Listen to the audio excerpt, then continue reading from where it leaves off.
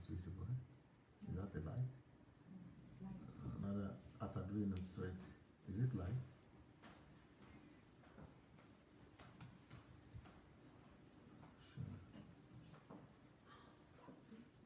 No, no, no.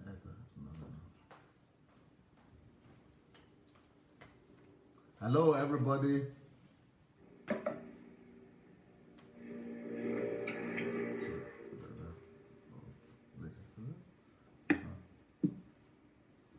Check it. Is it going? Mary Orenuga, Obalum, Onyoze, Israel, Samuel, Temi, Fusani, Delphina, Tuli, Bumi,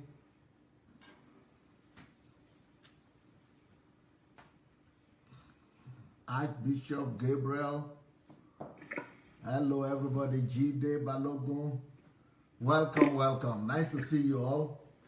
Well, here we go for another day today with in our program of conversation with an atheist. And even though Innocent is more an agnostic, like he said, but agnostic, but you know, he's representing the interests of atheists. So let us go ahead and invite as many people as we can. And here we are with Innocent, and I'll give him the word now. Let him take over. Innocent, here you come, sir. Thank you so much. I'm happy to be with us again this Sunday. And with the amount of questions that are flowing in, I think I'm really, really happy to see that people are asking questions more and more about religion, about the concept of God, and to see that the question they have in their mind is being answered, is being addressed. Mm-hmm. You know, most of the times we find ourselves seated in the church where the pastors talk about certain things, probably our challenges, but there are certain questions that are yet to be addressed. Even though Dr. Sunday has a session where he allows people to send in questions to be asked, I've listened to a lot of the questions, and I know none of the question is related. This actually is a very special program to people that are finding it hard, that are battling with their faith. So I got some commentary here by some people who sent. I'd like to read them before we go on. Yes, sir. Okay. This person say, preach on, sir. Now I know I have not been rebellious as some pastors would have me to believe. I was just using my brain. We cannot be lazy. Why calling God to come and donor for us? I don't know what donor means, but yeah, why calling on God to come and do things for us? Okay. So this person is called Chinasa Vigil Okolo. Yes, that is in line with my book, which says only God can save Nigeria. What a myth. That we cannot just sit down and expect God to come and resolve all the issues for us, just calling on God to come and put all the responsibilities on God, while we ourselves are not doing much about it. That's what's special about your teaching, and I think people should check out the book. Only God Can Save Nigeria. What a myth. Is very important that people go on to search. It will liberate the mind of our people. It will be a big time revolution. It's a revolution that people need to see, because people have suspended their brain. They fail to realize that God has already given us the opportunity. God has given us the power to do certain stuff. Like I read a very horrible article this morning about a certain woman who refused to visit the doctor. She wanted prayer and miracle instead so that she would get healed with breast cancer, and she ended up losing her life. Wow. So yeah, for those people who don't know the book, this is the book here. Only God Can Save Nigeria. What a myth. Only God Can Save Nigeria. What a myth. That's the name of the book. That we cannot just sit down praying and hoping that God will come and save Nigeria. No, it takes Nigerians to take the right decisions, take the right steps to save the country. Yeah. Yes. Yeah, so that's so sad that the woman died. Yes, she lost her life. I don't know. I haven't verified the veracity of the article yet, but I think is a common occurrence. Yeah, they are too common to be live because there are too many of such cases. I had such case close to me too. I lost my best friend, lost his father because his name is Douglas Ahili. The father was being encouraged to take bath with salt water for him to be healed. We don't know what was actually eating him up at that time. Every effort trying to persuade the man to get medical help was proved abortive, because he wouldn't listen to anything. He just wanted the church, was being brainwashed. His entire salary is being given to the prophet. So eventually he lost his life. It was very painful. So I don't have any reason to doubt this story. So understanding that what this person is saying, that he wasn't rebellious after all, that was he was listening to your explanation to what he was saying, that he's asking questions. He thought he was being rebellious because those pastors will reprimand you not to ask questions. They will not encourage you to ask questions. So he thought he was being rebellious, but right now he has seen this program. He feels happy. So, and that people don't need to wait on God. Like this other lady who died of breast cancer, and she refused to visit doctor. I asked myself, I say, these people that are refusing medical help, they forgot that God actually made these resources available for humans to exploit them. God gave the doctor the knowledge. He gave him the resources, the herbs in place. He wasn't foolish when he kept these things. Even animals acknowledge the use of herb. You see a cat, they are not herbivore. They don't eat leaves. You see dogs too, but sometimes you find them eating herbs because it will cure some stomach pain. If you don't know these things, you can go carry on study about it. You'll see that carnivorous animals eat plants sometimes for medicinal purposes. So they get healing. They know that this specific plant is made to heal you. When you eat it, they eat them. So why will humans refuse to eat? Why will humans refuse to make use of the available resources that God placed in our disposition for us to be able to get this healing in the name of, we prefer some kind of magic, some easy stuff to do. No, it doesn't work that way. God made these resources available, you pick them and you use them. And even if you use them, you still give glory to God who made them available for us. So this person is Chinasa Vigil Okolo. The person say, the more I consume DSS messages, the more I have ideas of problems that I can solve in this world. DSC has developed me to have global mindset. I can attest to such testimony, me too. I thought I knew it all, like I did some studies, but I thank God for the humility that God placed in me. I listen fervently to DSS teaching. There are a lot of things that have helped me to see things more clearly and to understand them now. And this person is Yola BC Olushoga. Say DSA, it is not easy. DSA, you're in level 1000 and most of us are in level 001. This person say, innocent, God loves you so much. I've walked that path before, not as much as you, but nevertheless walked in it. But the truth is a beautiful thing to the soul. And this other person say, is this innocent guy an atheist, agnostic, or why? The title of this program says Conversation with an Atheist, but he sounds like a believer and an atheist at the same time. Is he Confucianist, or am I getting it wrongly? Okay, let me just answer this quickly before we go on. I know many people are eager to hear what you say. I won't talk too much, just little. This, yes, atheism, I don't actually fancy the word atheism, and I don't. Agnostic, sometimes I describe myself as that, but I think the word free thinker is very charming. Somebody who is curious about knowledge and a lot of things. I like to describe myself as such person. I'm not static. I don't accept ideology. I don't adhere to any fixed ideology. My mind is very open to knowledge. I read variety of things, from religion to politics to economy to history to mystic books. just to understand. And I don't know why I'm doing it. I hope it's not very negative. I don't know why God placed that urge in me to do that. I hope it doesn't lead me to damnation. But I just found out that ever since I was growing, I had questions to ask pastors, churches. I was curious. I was very zealous about this Christianity. There was a time I was very radical. I remember there was a time I approached some Catholic priests to try to talk to them, to tell them that what they're in the wrong side of the gospel, because I was a member of this church. They call them End Time Message. It was founded by a certain prophet, an acclaimed prophet. He says his name is William Marion Graham, a very radical group of church members. DSC, you know him. So, Yes. so that was the idea. That was my foundation. I don't regret knowing this aspect of gospel because it helped forged my personality today.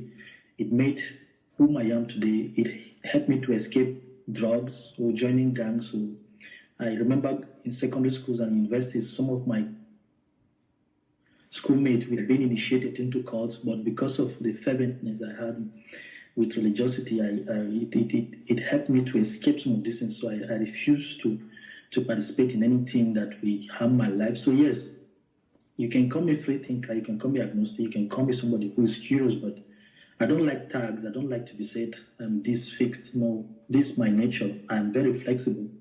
And I said, if I discover tomorrow that Christianity is very important for Africa, if it will help Africa to develop economically, politically from the level where we are right now, I wouldn't mind to give my life for it.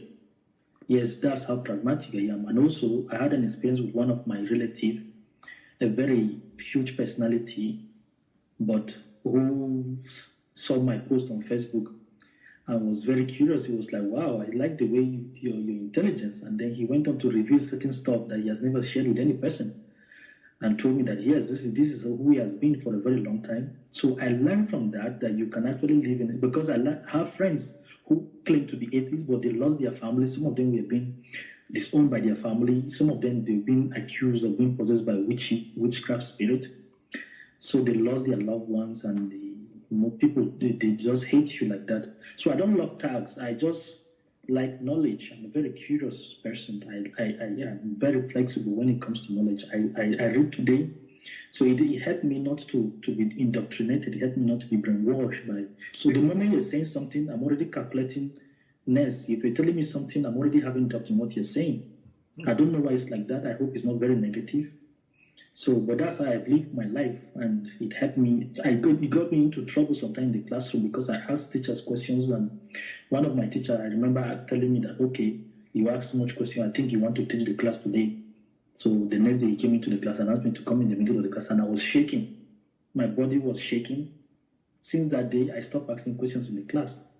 I felt like the classroom situation was weighing down on me. I didn't like how I was confined to. I couldn't express myself in the classroom. So the entire school system was very, very heavy on me. So yes, asking questions got me into trouble in the church, in schools, and so many places. So I hope it will help me to discover this light, something, whatever is pushing that urge, whatever that urge is coming in. I hope I'll be able to satisfy this someday. We have the first question is about death. And I also realized that you wrote a book about the fear, how to overcome the fear of death.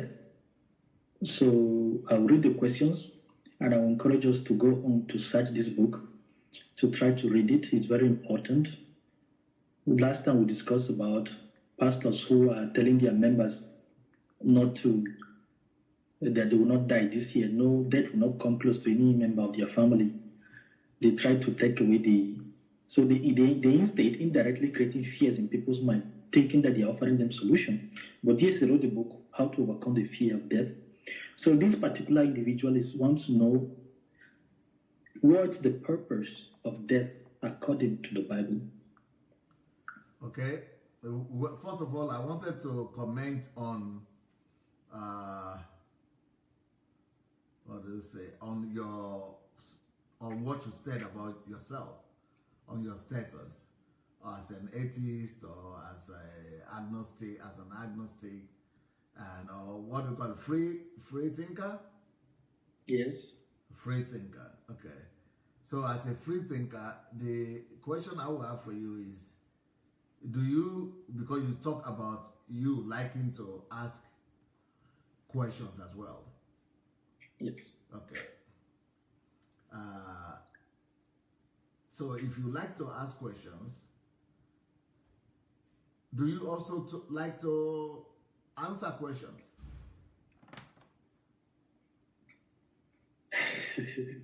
That's very tricky. If I also like to answer questions, yes, I love to answer questions. Things that are clear for me, I answer them directly. Things that are not clear, I try as the best I can to say that I don't know much about it, and I'm very open to learning new stuff, which is a good aspect of my personality. I think it has helped me in several aspects. Yes, I love to answer questions. Yes. You like to answer questions? Yes. Okay, because this program that we have been having for some time now is all about you challenging me. Why should I believe in Christianity, right? Yes.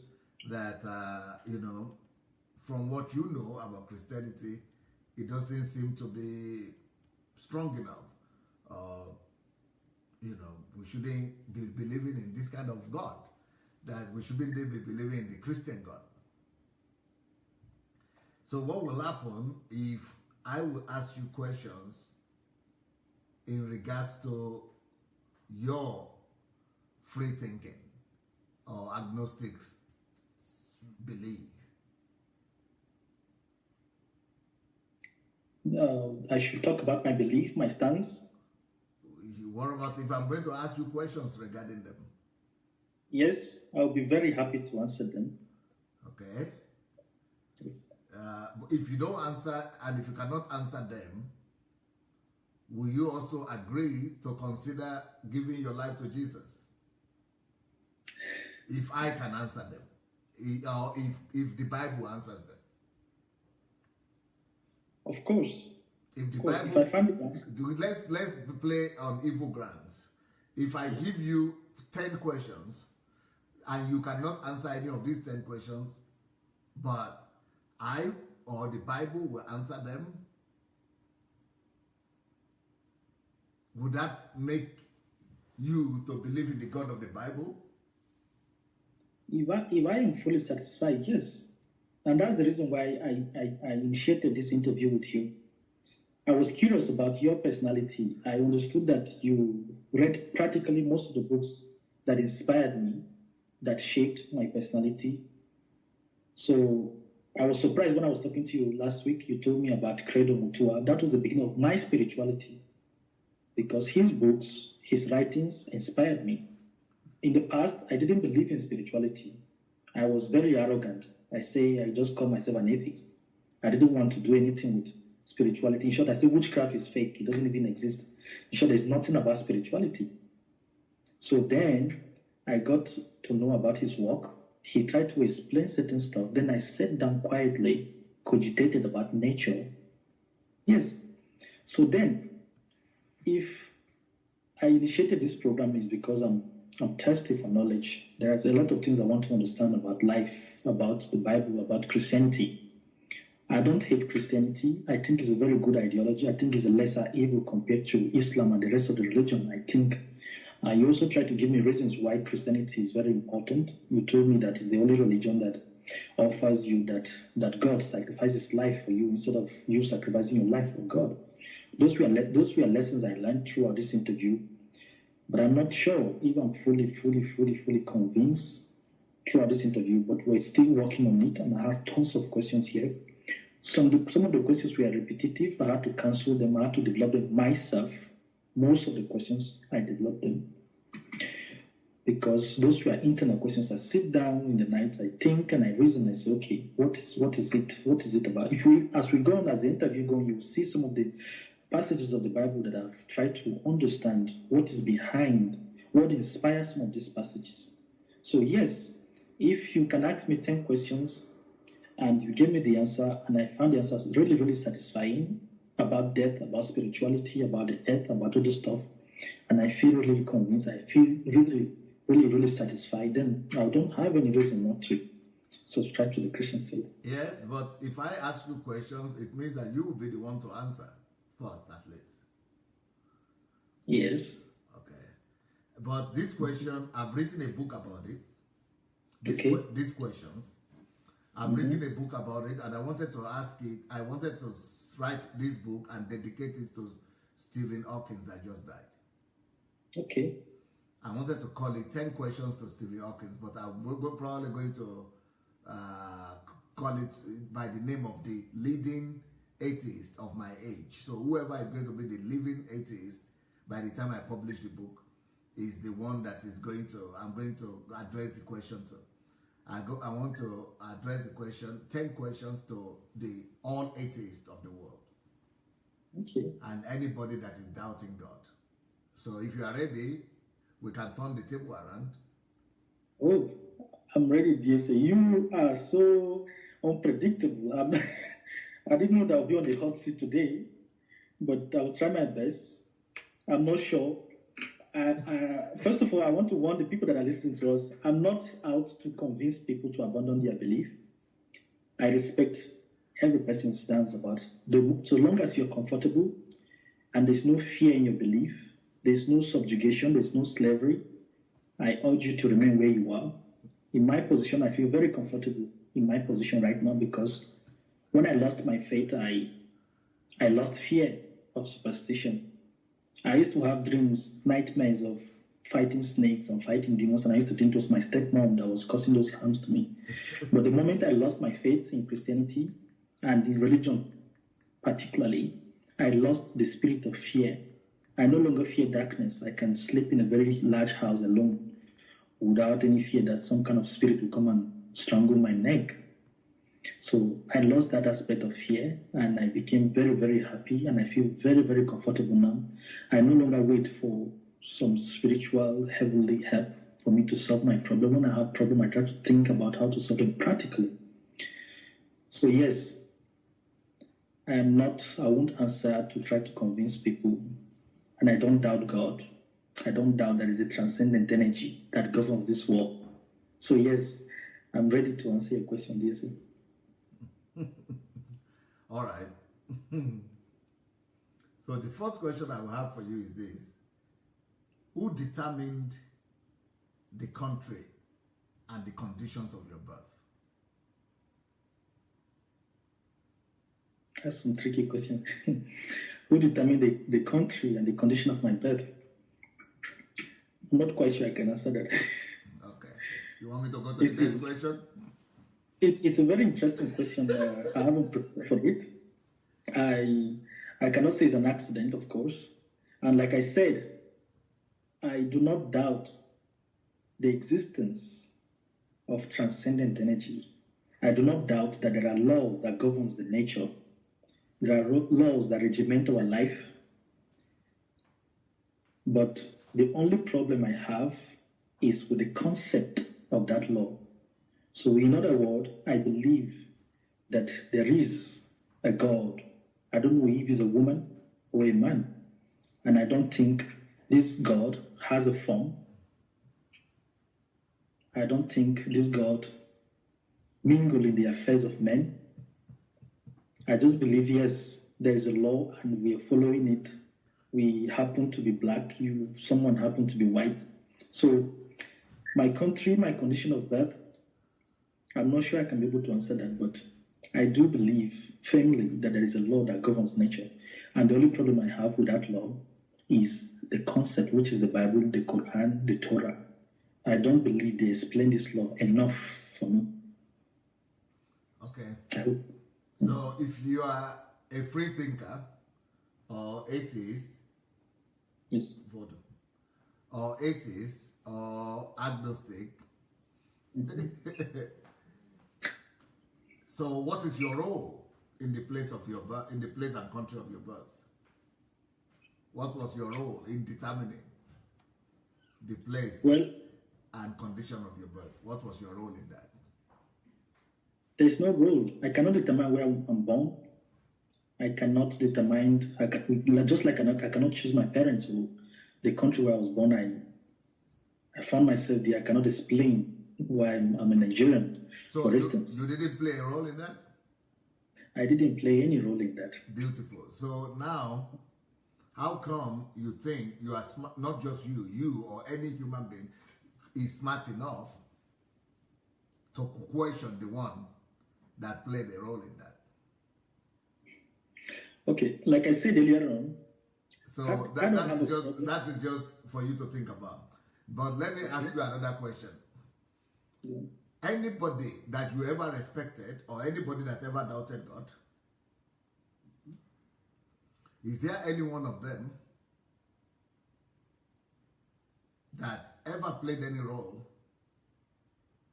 in determining the place and the conditions of their birth? I doubt very much. Okay, next point. If you are a thinking person, and I know you are a thinking person, does that now begin to open your eyes to see that we are too limited and we are too small? That's very true. I agree to that. So, can you now see the foolishness of doubting God and not believing in God or spirituality or whatever you call it, when we don't even know anything? Yes, I think that's a very big mistake that most humans do, to disbelieve in God. Like I said, I do believe. Wow. So, next question. Do you now see where the Bible says it is not just pride to say there is no God, but it's actually madness that a madman says in his heart that there is no God? It takes a madman to be so pompous and to be so self-glorifying and self-effacing to the extent of questioning something that he doesn't even know anything about. When he cannot even solve the easiest question, the easiest. How can a man begin to think that he is something of significance, and has any kind of intelligence or significance at all, when he couldn't even play a role in his own existence, in his own coming here? And now he got here, and then he's beginning to say, I went to school. So I doubt that you are even there in the first place. I wonder why he didn't doubt it when he was in the mother's womb. This is just to help you understand that I know much more better than all those books I've read. And I could help all of them. All those philosophers, all those atheists, all those agnostics, I could help them if they would be humble enough to listen. But unfortunately, many of them are not. That's true. That is just one question. If you want, I can. That's just 2 or 3 questions I've asked. If you want, I can continue. Yes, you're right. It's foolish for any human to. I listened. One of my favorite philosophers, I have one of his books here. It's called Cosmos. It's one of my favorite books. I just like his style of writing. He called it ontologie materialiste. Is in French. He says he's a radical materialist. He tried to explain everything according to science, according to nature, and everything. I have an answer for him too, because I read materialism, and I got distinction in materialism. Oh. So I have an answer for him. It's a bit I cannot do. So he called himself a radical materialist. Yes. Even though he talked about an example where he went to India, I don't know which site, that he met a shaman. Yes. And this village, it was an improvised journey he had. No one was there to pre-warn them that you're expecting a visitor. He just traveled, just met some local people. And the man held his hand with his eyes closed and told him things about himself that he couldn't believe it. This is a philosopher. He told him that he's a philosopher. He told him about his career, his life, his wife, and things that will happen. He told him that he lost his father. So he was shocked. He was surprised that how could this man know so much about me? Did any person told him before I arrived here? But of course, this journey was unplanned. It just happened that I just met some locals, and this man is telling me about my life, and he told him things that will happen to him in the future. Yet, even after hearing this, he still doesn't believe on spirituality. It has one explanation. So, it's called pride. Yes, it's called pride. So I think it's very foolish for one has to come back to be humble, to look at nature, look at the force of nature. There's a place in Alaska, somewhere in the US, where two oceans met, but you discover that they have two different colors. But you'll be wondering what is holding them apart. The water, they don't mingle. We also have this same water in Nigeria, the River Oshu and the River Oshobo. For those who know about this, you will see that this water, they splash together, but they don't join each other. For Nigerians who know about this, so you ask yourself questions: what is the force behind this? What is the law that is holding these things? So it's foolishness to say there's no God. And my problem is the concept of that God that I want to know constantly. And I keep reading the Bible. I see a lot of errors. I don't know. I call them errors, at least to my own understanding. Probably, I don't know much. Probably there was no better explanation. Probably my scope of understanding is very limited. And I need better understanding. I need better explanation to say, okay, yes, this is how it works. Or probably I need some kind of spiritual experience, some lightning, I don't know, some dreams, some vision, probably to be able to believe that these things. Just a little bit of common sense, my brother. If you want, I could ask you another common sense question. Yes, go on, DC. And that's why I said I wrote this book for the toughest atheists that will ever live on the planet Earth. I have it in Russian, but I'm going to get it in English. I'm going to translate it to English. And I'm going to challenge all atheists, all people who doubt my God, to try to answer me. They've been asking questions and challenging Christians. And here come I coming to challenge them. Next question. Yes. Next question is this. Okay.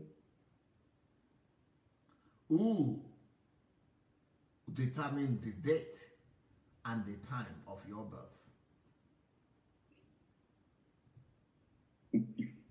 Elementary question. Tricky. Elementary. Yes, the question sounds simple. It's very, very complicated to answer. Sounds simple but complicated to answer. Okay? Yes, exactly. So you will not tell me who determined the date you are supposed to come to this world? Certainly not. You will not tell me who determined the time when you were born? No. So I cannot tell you who determined when I go back to. You can't? And I cannot tell you who determined that I come out as a human being and not a fish or a tiger or some lizard. I don't know. You cannot. I cannot tell. Is that cutting you back to size? Well, science offers certain solution about it. Religion too. Well, that's why I'm asking the question. I want to ask the biggest of the scientists to give me an answer to those. That's tricky. That's why, because these are the questions that I'm asking, and I've written a whole book about these things to help cut to size all pride of men that think that they know anything. So, another question that is connected to that, if you cannot tell me yes, the place of your birth and who determined it, which you also admitted that you didn't play a role in determining the place and the conditions of your birth. Mm-hmm. Now, let me answer you that the place and condition of your birth, including the date and time of your birth, is connected to the destiny and purpose or reason for your birth. Which means if you cannot tell me the answers to those questions, You can also not tell me the explanation for your appearance. Well, somebody knows the answer. And that answer is intertwinedly connected to why you're here. And that's why we cannot know too much to neglect our manufacturer. Because manufacturer determines the purpose of the product and the functionality of the product. True. So the product will be extremely arrogant to now say, who are you, the manufacturer? I am the big guy here. The reason why you said you don't know the answers to those questions is the same reason why any product, this cup, for example, would never ever dare to challenge the factory that made it. Okay. Because it doesn't even know the conditions of its appearance.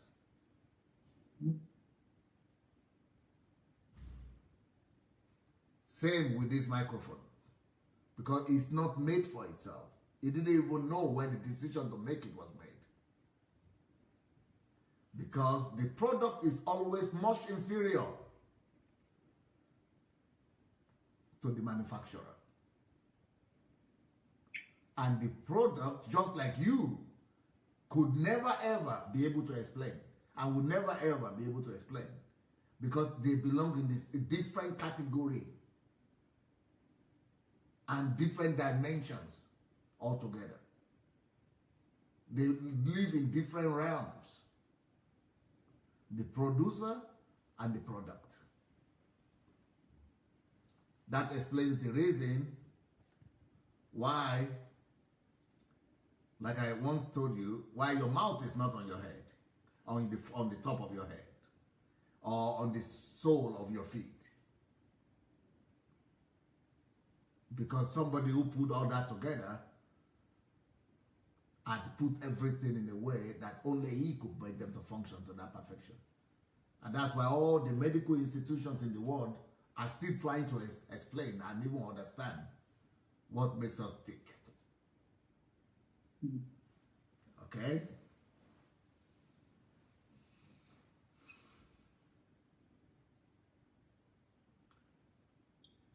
If you don't know how you came about, the conditions of your appearance,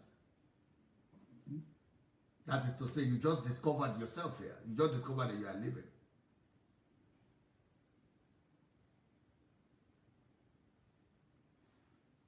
That's why every human being who just discovered that they are here and they are existing must humble themselves enough to bow down and stoop low to acknowledge that fact that, okay, I just discovered I'm here, so, hey, who sent me here?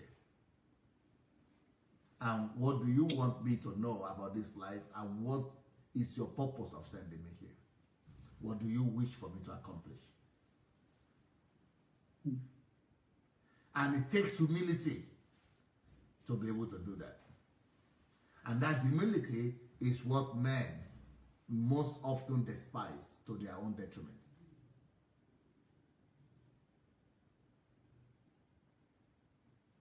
If you wish for me to continue with my questions, I could as well continue, sir. Yes, it's very interesting. It's a very provocative question. I hope this question is not just directed to me, but directed to the people that are listening to us and to those who will come across this interview in the future times. It's very important that we ask ourselves this question and try to find the answer to it. As it is right now, the only thing, the only concept, the only idea that seems to provide answers to some of this, just like the African religion couldn't answer some of this question, neither does Islam that came later, or Buddhism or other religion. Christianity tends to offer a solution to answers to some of these questions. but it's still questionable. That's what some of us are battling with. You cannot expect me to believe on a literature work that the person who created me, like the previous interview that we had, it was very tough to be able to admit that this because we talked about the complexity of the universe, we talked about the complexity of the human anatomy, the nature of the animals, the things that are there. The Bible is saying just pretty much very little to explain this deity, this energy that made human. That is the problem that we have today, that the Bible is not sufficient enough to explain this transcendent energy that we have. So it's not all about, of course, every human should. The only evidence we have right now is the Bible. The Jesus Christ never commissioned anyone to write his work, for instance. He never commissioned anyone. And when he just came in to do his assignment, some people happened accidentally to be writing and recording some of the things he was doing, and that was how everything was collected. But he never commissioned anyone to write it. He just wanted it's like a passage for that specific period of time, and for the people who live in that epoch to be able to experience him. What I'm demanding. If you feel that my questions will help you to think, yes, I may as well continue asking those questions. Okay, sure. If they might help you in the future. Yes, it will help me, certainly. So, you say I should continue? Yes, continue the question. The next question for you, sir, and not just for you, but for anybody that dare to question the God of the universe. And this might be the greatest help any atheist, agnostic, or free thinker will ever get. Because somebody is compiling questions for them to think about. Just like they like to challenge Christians and Christianity, well, let them think about these things. Very elementary stuff. Just like they ask elementary questions like, where is God from? But if they would think properly, they would know that even in these my questions, there consists in itself the answers to their questions to Christians. And so here comes the next question. Okay.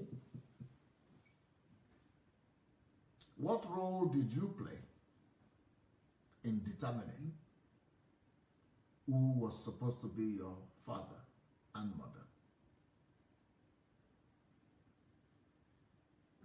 Of course not. I couldn't have played any role.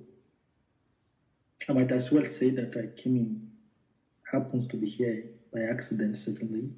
I cannot explain what happened, where I was before I came in here. You can't? But here am I. You can't explain? Of course not. You didn't know, you didn't play any role. You couldn't, you are so knowledgeable and you couldn't play any role. You are so big, you are such a big man, so educated, and you couldn't give me explanation? You couldn't play any role? You mean that all the scientists, all the writers, all the great philosophers, they are so powerless in even determining or providing answer or solution to questions that are some of the most vital to their own very life? Now, there are so many questions I could come asking. I could come asking and telling you questions and making points about the galaxies that are over 500 billion. And I could begin to ask you, why is the Earth, 500 million times smaller than the smallest galaxy? I could begin to ask you questions that don't pertain to you, but that will just make you to be feeling like you know something. So let's say you didn't play any role in the formation of the galaxies, because you are not big enough for that. And because you could say that doesn't pertain to you. Let's say you couldn't play any much role in matters of, existence, like, the explanation for day and night, and the explanation for eternity and things like that. Let's say those things are too big. But I'm now talking about matters that are the closest matters to you as a human being.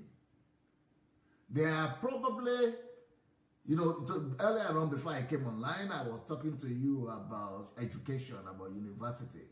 Now, those are things that you could say they don't 100% depend on you, because other people there, the university has a director or, you know, a counselor, and you know, people take decisions. So it's not in your power.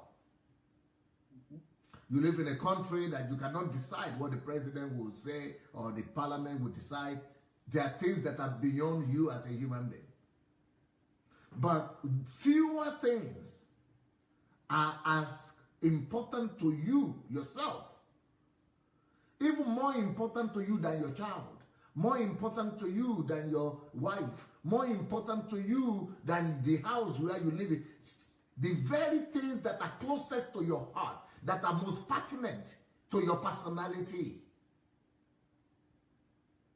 That just like saying that, as you know, you wake up in the morning and brush your teeth. That is how these things are so close and are so important to your individual personality. Everybody cares about their teeth, how they look, about their skin. Everybody cares about their good look, about their names, their identity.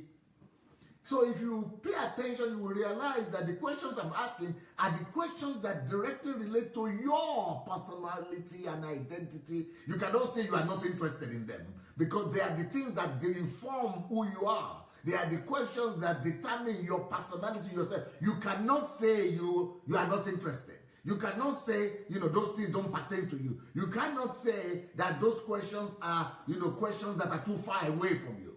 So that's why I'm bringing it home. Why are you trying to discover where God is? God is far.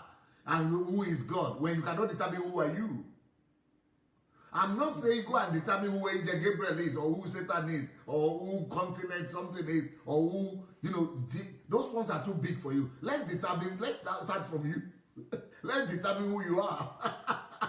Let's ask you questions about yourself. Things that should pertain to you. If you as anybody, if you are anybody of significance in reference to God or in pertaining to God, anybody in their common sense would have said, I would have liked to inform. I would have liked to determine myself who my parents are. If I was as powerful, if I was as significant, it would have been something that I would have liked to pick. Out of the 5 billion people on earth, I would have liked to be the one to pick and to make that choice. Because it's my life, my dear. It's my life.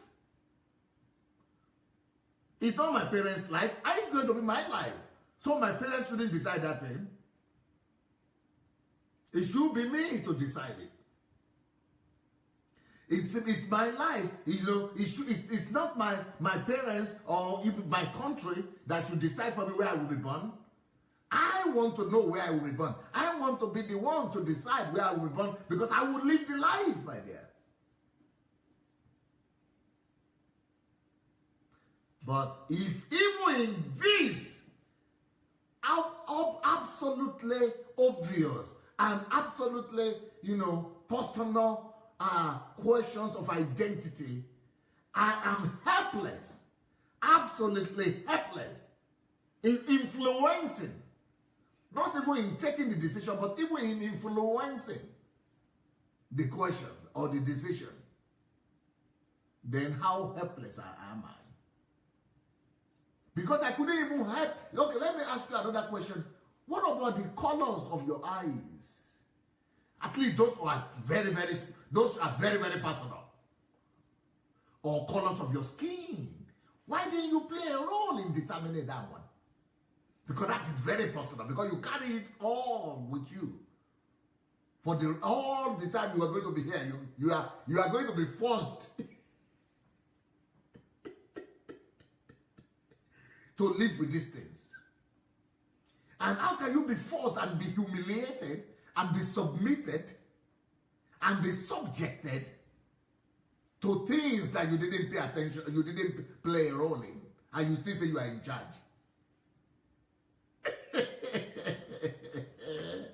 If you couldn't even take the decision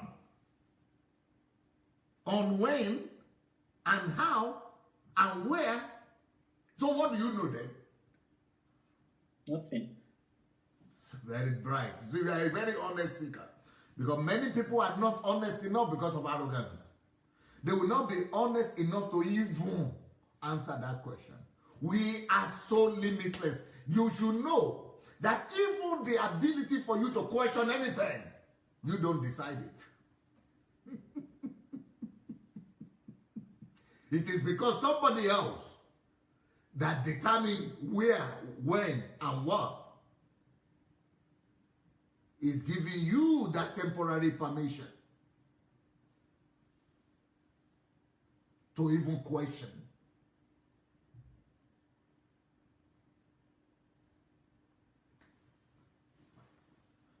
If you cannot play a role in determining who your mom is going to be, and hardly would there be anybody to be closer to you than your mom.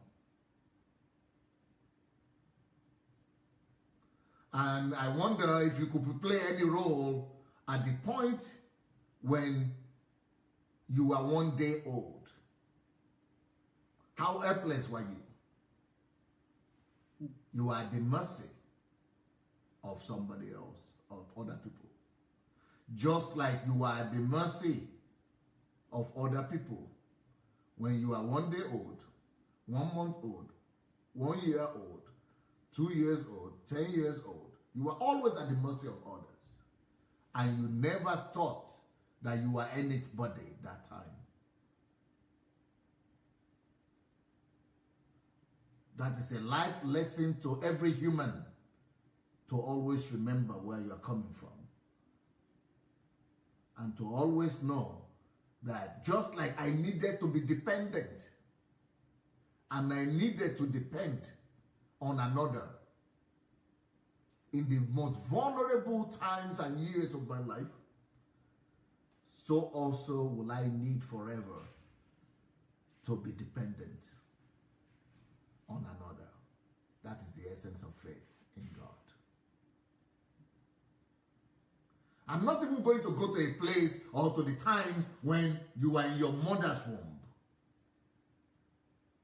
And for you to tell me what were the conditions and the events that were happening for the 9 months that you were in that womb.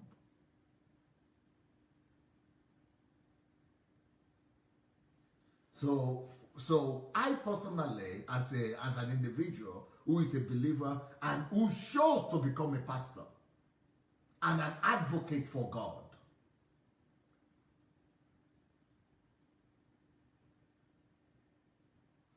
I'm not too foolish, and it's not out of foolishness that I took that decision. To believe in the Bible. Yes. And to even be an advocate of the Bible, and a proponent of it, and a propagator of it. Because these questions are the questions that I came up with. And these questions are the questions that I only could find answer in one place. And today, I will surely give answers to everybody upon these questions. And because I found the answer in the Bible, that is why I stand tall for this God of the Bible. Okay. But I am not done if you are still having enough grace and patience to listen to more of my questions. Yes, please go on, because I wanted to try some questions I do have in an attempt to try to challenge this notion, but I don't think it's very necessary. So, I've been asking your questions for 20 hours. Yes, 20 hours, I was the one answering your questions. Only now, I am asking questions. Okay, go on. Go on. It is very important that these questions are really provocative questions, so I think you should go on. And I believe you have the answer to this question, so I'll be eager to hear what you have to say about it. And the answer is the fact that I proudly declare the Lord Jesus Christ as the way, the truth, and the life. Because in Him, I found the answers. and solution, just like billions of others who did find the same answer in the same place.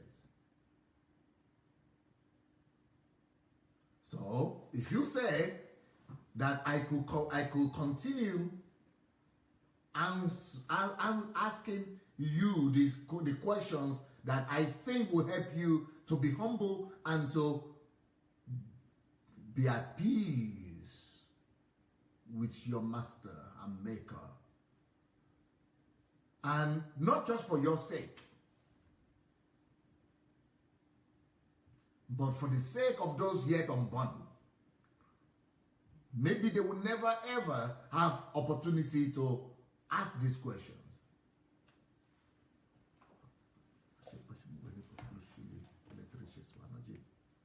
Was the on? Sorry, guy. Yeah.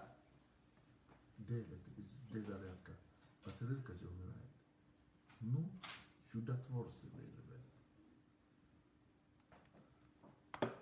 sorry, they didn't plug the battery for my computer, and the computer was going down, and that is unlike me. Or I mean, I would not. Thank God I noticed it. My assistants just forgot. I don't know. They went to sleep. Thank God I noticed that.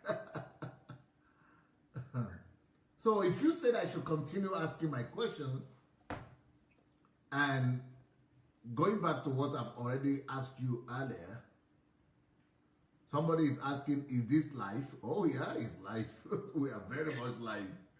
I'm live from Ukraine, and Innocent is live from Paris. And please, those who are listening to us, please share this message as wide as you can. You don't know who you will touch with this message. You don't know who will come across this message. Invite your friends. Do the needful, because I'm really, really challenged with the question that DC is asking. So I would like you to continue with the question and really, really, really ponder on that. And I think I'm getting to the point to understanding the reason for this interview right from the beginning. That I told you that after all the knowledge and the things you know about, why do you still adhere to this Christian faith? And I believed that before the end of this interview, before the end of all these things, we'll be able to have answer to it.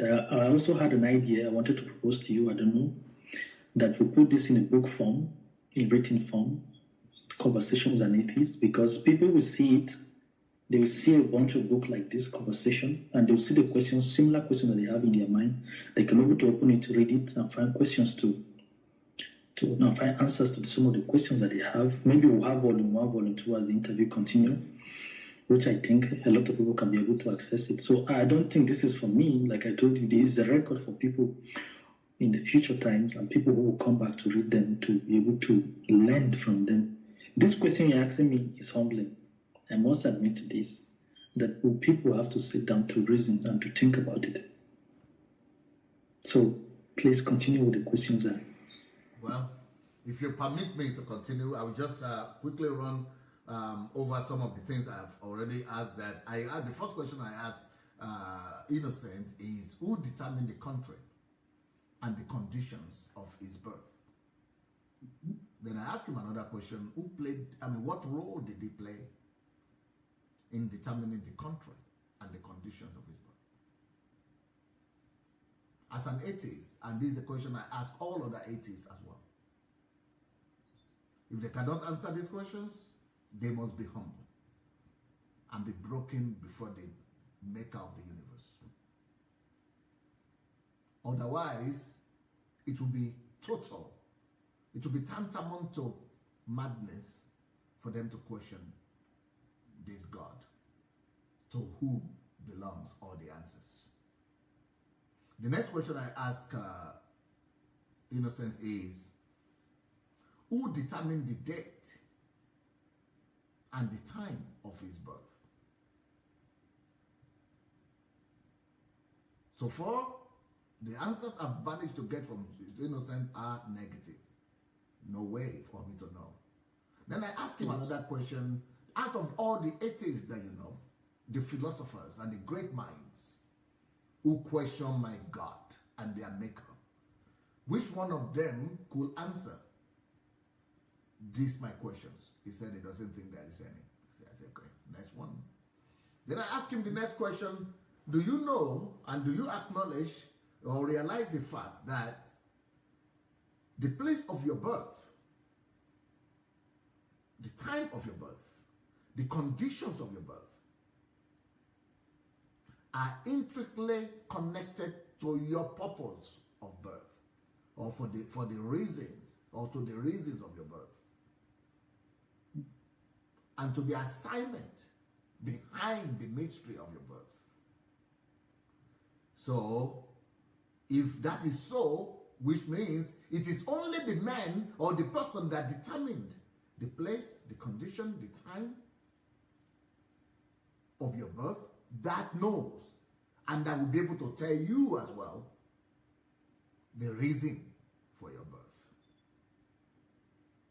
Then I said, just like in everything, in every product, and in every process of production, this cup was produced by a manufacturer. The cup itself will never be able to answer those same questions. What are the conditions of your production? What brought about your appearance here, cup or microphone? Why were you created? Who created you? Who thought of you? Any product will never be able to do this because it has a maker or a manufacturer. I said, just like this cup is helpless to answer those same questions, so are you helpless. You and any other atheist is by no means better than any of these products that we see around us. We are indeed helpless. Then I told him, even the ability for you to answer, to question God, where is God from and things, is only because you have been permitted to do so for a while. It's not because of your power or because of your smartness or because of anything that you possess by yourself. Then I went ahead to tell Innocent that you don't really possess anything and you don't really know anything. The only thing that makes you to think that you know something is what is called pride and arrogance. Because I said, I'm not asking you questions about the galaxies. I'm not asking you questions about oxygen. I'm not asking you questions about the planets and the continents. I'm asking you questions that are intimately related to you. I'm asking you questions only that are about things that are so intimate to you, so personal to you, that this kind of decision should never be trusted into any other person's hand. No other person should be trusted with this, with the answers to this question. For example, you will not, if you have the choice, you will not allow anybody on earth to determine for you who will be your parents. And that's the next question I asked Innocent. But because it's even with your parents, you will not trust them to determine for you who will be your parents. You will not like them to be, because they are not going to live your life. You are going to live your life. So if you had the opportunity and the chance, if you are so great, or any atheist, or any agnostic, or any free thinker is so great and so knowledgeable, it should be able to take part in deciding who he is and by what means he's going to come here and where he's going to be born and who is the father and the mother that will determine who he will be and how he will look. Things that will remain with him forever. Things that, most of the things that he will never be able to change or alter. And that is why if he's really somebody that he thinks that he is, and is as significant as he feels that he is, he should be more interested than any other person. Why are you trying to get me answers and be, to trying to question what is this galaxy, what is in heaven, is there heaven or hell? Why should you try to determine for me if there is heaven or hell? hell or not, or if there is God or not, when you cannot even determine for me who is going to, for yourself, not even for me, for yourself, for your own interest, who is going to give birth to you. When you cannot even determine what are the conditions you would like to be born into. You couldn't even decide not for me, for yourself.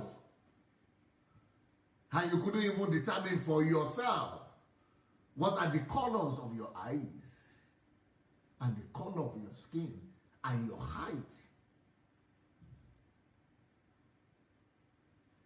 If you are so helpless to answer these questions, then it is only logical to agree with the words of the Bible that says, it is madness to question and to say there is no God. It is madness for a creation, a product.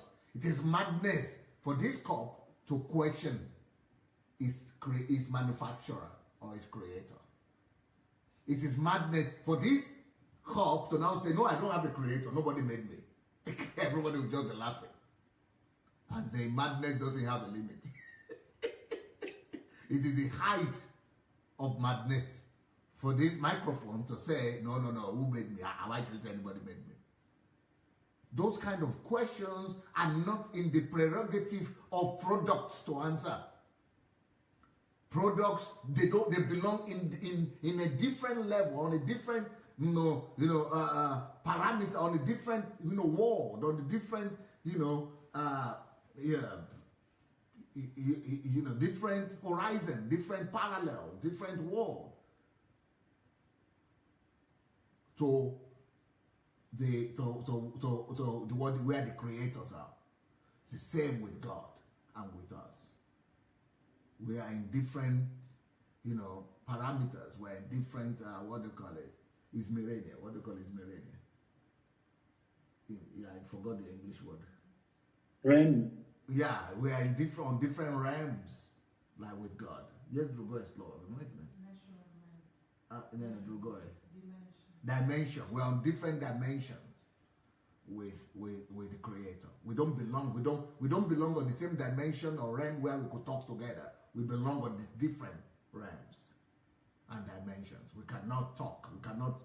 We don't belong. Just like this microphone cannot talk and decide about, it cannot sit, it doesn't sit on the boardroom, in the boardroom. Same with this cup. It doesn't sit on the boardroom to decide what is going to happen about his creator or the conditions of his creation. So now that Innocent has given me the go-ahead to continue with my queries and questions, I will therefore ask the next question as thus, which I had mentioned a little bit. Who determined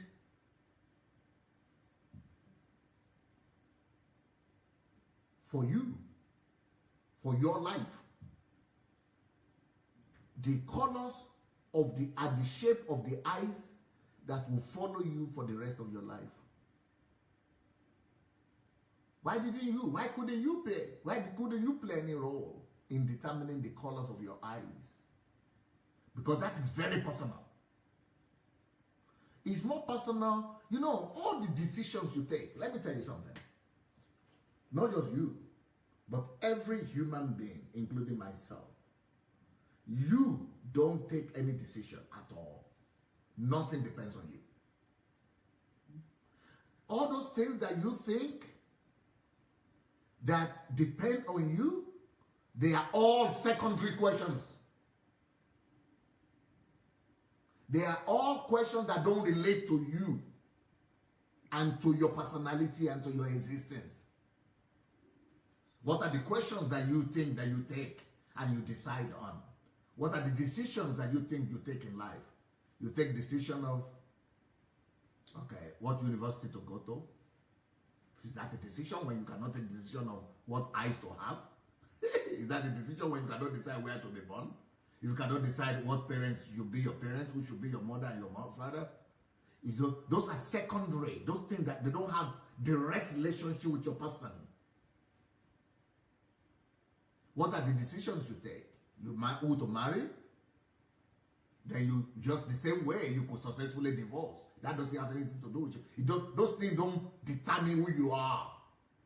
All the decisions you think you take in life don't have anything to do with you. They are too minor.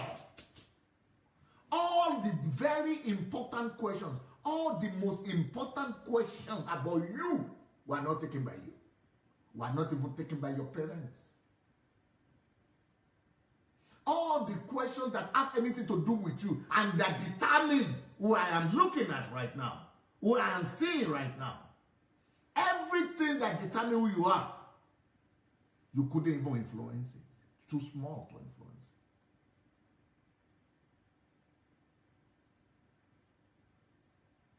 You didn't even play a role. You were not even invited to be a guest or an observer when those decisions were being taken.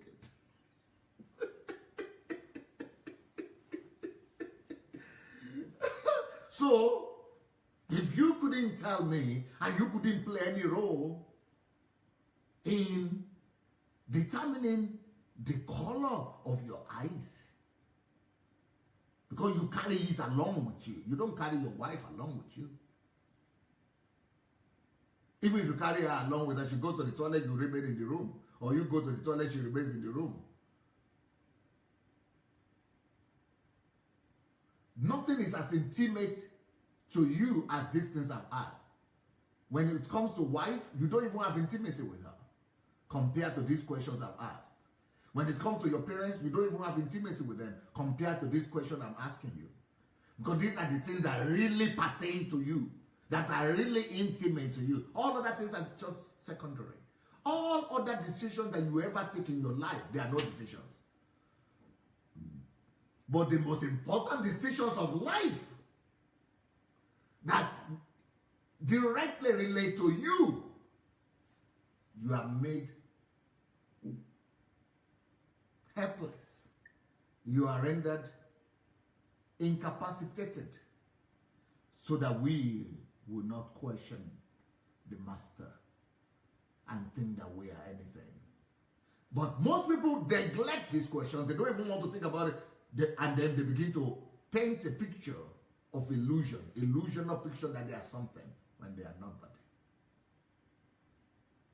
They will not address things that relate to them, that they are supposed to be interested in most of all.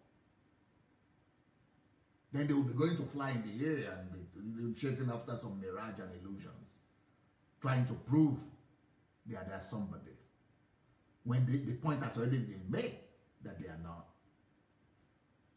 Next question, sir. I'm looking at you. You have an accent. The reason you have that accent is because you were born in a particular place at a particular time. If you could have helped it, you would have done something about it. You tried, but the traces remain. Next question, sir. I look at you and I see your skin color just like mine. Maybe that was your choice. It wasn't. Just like it wasn't my choice. It's a factor to make me submissive and humble. And acknowledge to whom I'm obliged.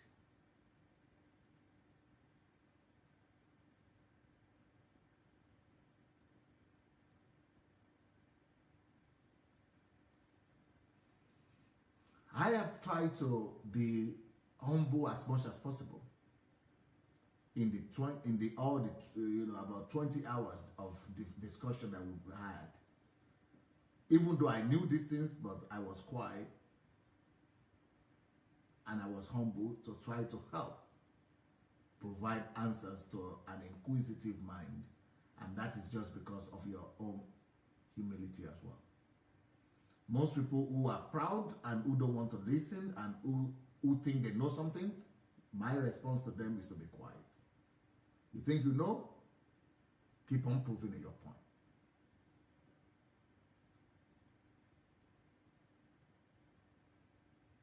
But if you have studied me very well, you will know that I'm not foolish to have chosen Christianity. And if a man like me will do it, believe me, there's a reason behind it.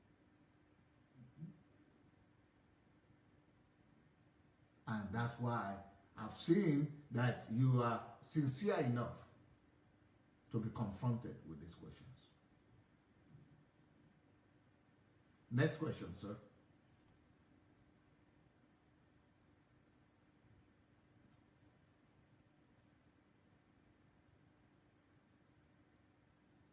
I see that you are not too tall, even though not too short. 6 feet. Close to 6 feet. 6 feet? Close to. Just some little. Short, under 6 feet. I'm 1.9 meters. Under 6 feet. 9 meters. I don't know how to say it in English. Yeah, under 6 feet. Under 6 9 feet. 0. Okay. And it, yeah. Are you taller than your mom? Yes. Are you taller than your dad?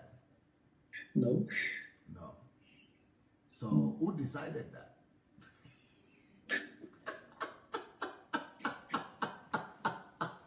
I don't think it's your dad as well. And I don't think it's your mom. But most importantly, it's not you. True. Certainly. The person who determined these questions and the answers to this question is the one we call our God and Maker. And his son is Jesus. Someone can also argue that food, some people can argue that their biological ancestors to the food you eat determines the height. Yeah, well, that's why I started with who determined, first of all, where you are going to eat that food. Because the fact that you were born in the place you were born, that's why French people don't eat what you ate when you were growing up. True. It all came back to the same question I started with. Nobody can argue these things. Because the place you were born is what determines what you eat. Mm-hmm. And the people you are born to is connected to what you eat. And since you couldn't take those decisions, well, you know the answer. I was asking myself similar question today. Because I was making research on the book that I kept writing, but I kept having self-doubts. Just one single book is taking me almost half a year now. I say, okay, if one single book is so tough to write, what is DSA doing? How is he able to produce 1, 2, 3, even more than 100 books? So I was asking myself this question about how we need substance to regenerate our body, to make us grow. How we need water, first of all. How we need carcasses. That's the word I employ in my writing. How to carcass of another life. So you eat another life to keep you alive, to keep the life regenerating. If you don't mind, Innocent, maybe I should finish my questions, then we could debate next time. Yes, go with the question. Should I go ahead? Should I go ahead? Yes, and be conscious of the time we have. That's why I wanted to quickly finish with the questions. Okay.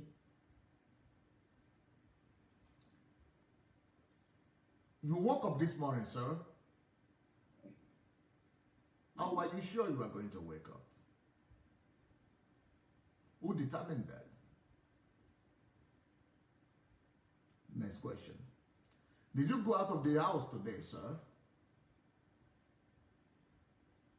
Did you go out of the house, or no? You didn't go out of the house. Yes, I was out. You are out. Okay. I'm sure you will not be able to tell me how many times you'll be out this year. Of your room and of your house. Will you be able to tell me the numbers? No. Okay. Who took the decision and where is the guarantee and assurance that each time you went out, you will always come back? And where is the guarantee that when you go back to bed to sleep, that you are going to wake up?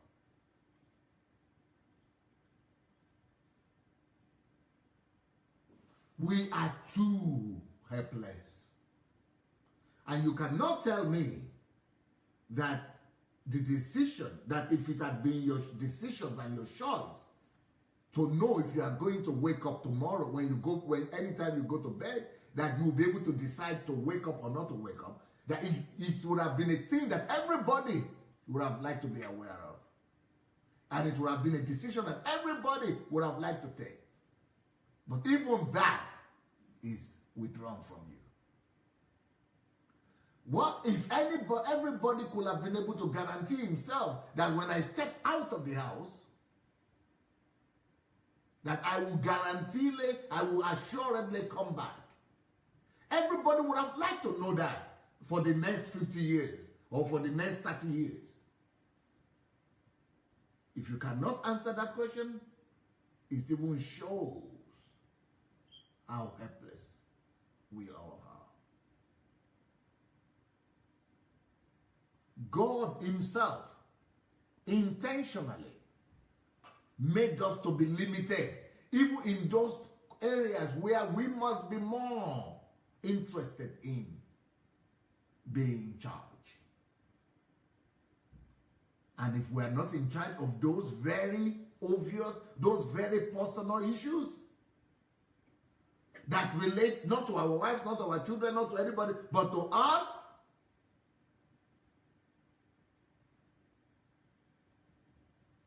then how come we're thinking that we are anybody or we are somebody? Next question.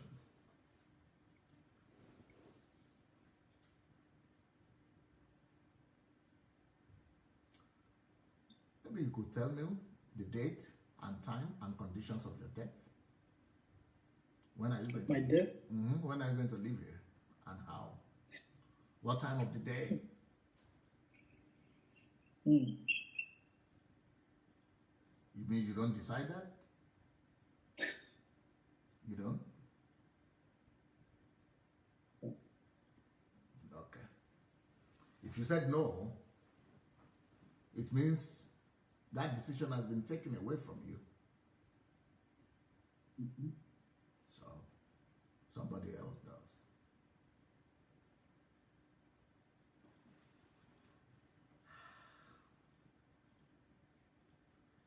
I've asked so many questions today. I don't know how many in total, maybe 20. But I would like to leave it at that.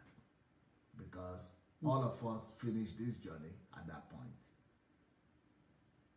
The point of departure. The point of death. The time, the condition. And the date that none of us could tell. Fortunately for me, I can tell. Because I've spoken to the one who decides. And he has informed me about my own. But that's why you must have a relationship with him. And when you are in that intimate relationship with him, with the Father, who is my Father and who is your Father, mysteries about life will be less. You will walk in light and not in darkness. And you'll be able to help all others. Voila. That's all I have for today because our time is over and we have to try and come back tonight in the next 30 minutes. So maybe you'd like to say something before we go. Thank you, DSC, for the question. I didn't know if you planned this. No, no. It just came impromptu because we started talking about something I can't remember. We started talking about somebody who asked me a question if I'm an agnostic.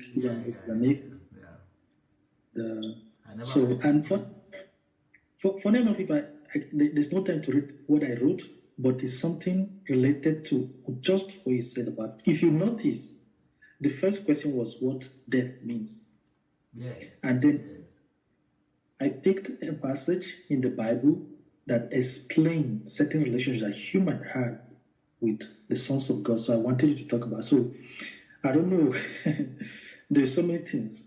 These questions are complicated for us to answer. And I'm eager to hear what you have to say about it. I really want to have the answer to these questions. And I believe not just me, to the people that are listening to us. And this is what I call, there are intrapersonal questions, there are extrapersonal questions, which can be classified as such, that we ask external questions about things that doesn't concern us and things that concern our life that we can't even explain.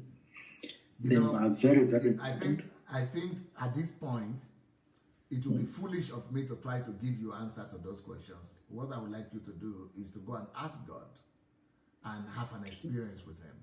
Tell God that these are the questions Pastor Sunday has asked me. I want you to give me an answer. Show yourself to me.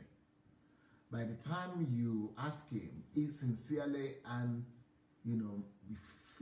innocently and sincerely, just like your word says, innocently and sincerely, and you ask Him persistently enough and sincerely enough, and when you are really serious about it, and God notices that you are not joking, that you are serious, you will not just get the answer, but you will get the experience as well.